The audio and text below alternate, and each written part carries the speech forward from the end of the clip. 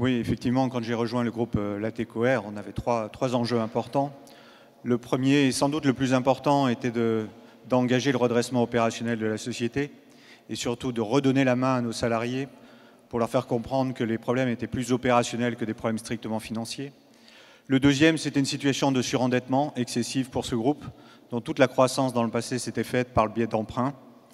Et le troisième, c'était d'essayer de leur donner une feuille de route stratégique sur lequel elles puissent à nouveau construire un avenir pérenne.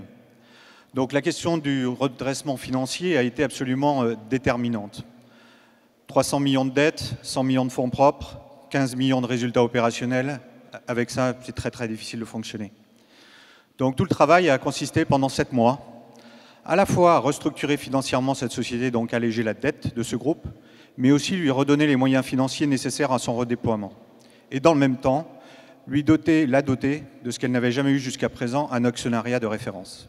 Donc c'est cette opération qui nous a occupés pendant quasiment 7 mois et nous a permis, il y a quelques semaines, d'annoncer donc la finalisation de la recapitalisation du groupe avec l'entrée de 2 nouveaux actionnaires de référence, les fonds Apollo et les fonds Monarch. Oui, alors d'abord je voudrais vous remercier pour cet hommage rendu à cette société qui a une histoire centenaire, une histoire, c'est vrai, mouvementée, des collaborateurs qui ont connu beaucoup de périodes difficiles, des périodes plus fastes aussi, et qu'aujourd'hui on entraîne vers de nouvelles aventures. Donc la réussite de cette société, j'espère qu'elle est symbolisée aujourd'hui par la remise de ce trophée. La première chose qu'il fallait faire vis-à-vis de ces clients, c'est reconnaître la situation telle qu'elle était, la difficulté de cette situation. Et de dire aujourd'hui, nous sommes prêts, l'ensemble de la société est prête et l'ensemble de la société s'engage à trouver des solutions aux problèmes. Elle ne recherchera pas une solution externe pour traiter des sujets qui sont des sujets opérationnels. Donc nous revendiquons la responsabilité de ces difficultés, nous revendiquons la possibilité de mener les combats qui nous permettront d'améliorer la situation. Alors la façon dont on a procédé, c'est de dire on ne fera rien dans cette entreprise décidée au niveau de la direction, mais ça doit partir de vous. Les initiatives, elles doivent être construites sur le terrain.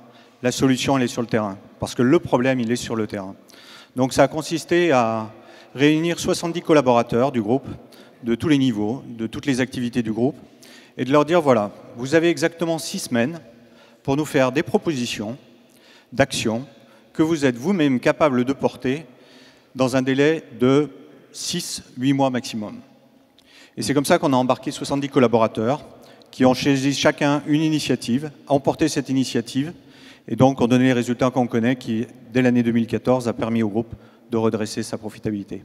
Comment fait-on quand on vient de l'extérieur, quand on ne connaît pas le métier dans une situation aussi difficile pour faire ses choix et imposer sa crédibilité, gagner la confiance des clients? Oui, alors c'est vrai que on peut se dire d'un certain côté, ça ralentit votre capacité à faire un diagnostic de la situation, à venir avec un projet stratégique susceptible, je dirais, de recevoir l'assentiment et le support de l'ensemble des collaborateurs.